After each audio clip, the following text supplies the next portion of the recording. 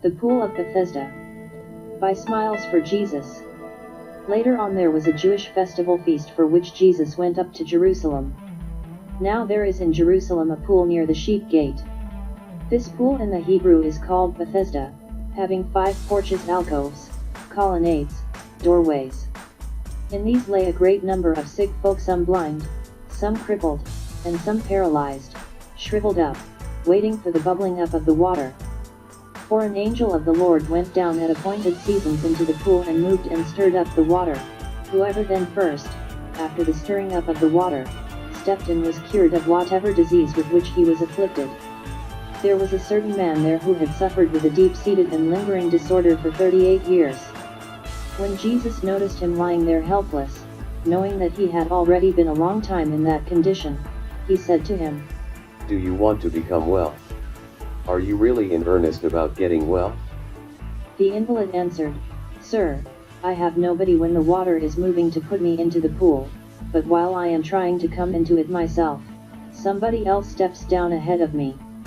Jesus said to him, "Get up. Pick up your bed, sleeping pad, and walk." Instantly the man became well and recovered his strength and picked up his bed and walked. But that happened on the Sabbath.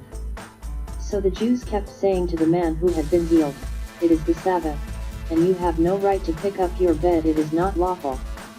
He answered them, "The man who healed me and gave me back my strength, he himself said to me, 'Pick up your bed and walk.'" They asked him, "Who is the man who told you, 'Pick up your bed and walk'?"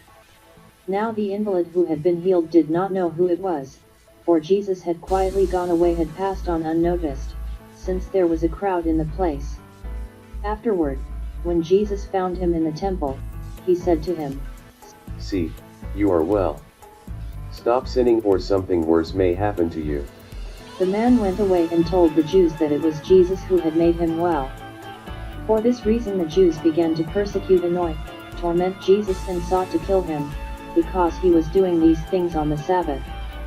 But Jesus answered them, "My Father has worked even until now, he has never ceased working, he is still working, and I, too, must be at divine work."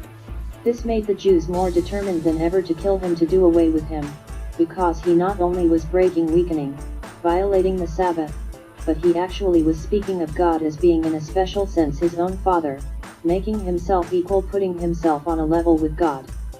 So Jesus answered them by saying, "I assure you, most solemnly I tell you, the Son is able to do nothing of himself of his own accord, but he is able to do only what he sees the Father doing, for whatever the Father does is what the Son does in the same way in his turn. The Father dearly loves the Son and discloses to shows him everything that he himself does. And he will disclose to him, let him see greater things yet than these, so that you may marvel and be full of wonder and astonishment. Just as the Father raises up the dead and gives them life, makes them live on, even so the Son also gives life to whomever he wills and is pleased to give it. Even the Father judges no one, for he has given all judgment, the last judgment and the whole business of judging entirely into the hands of the Son, so that all men may give honor, reverence, homage to the Son just as they give honor to the Father. In fact, whoever does not honor the Son does not honor the Father, who has sent him.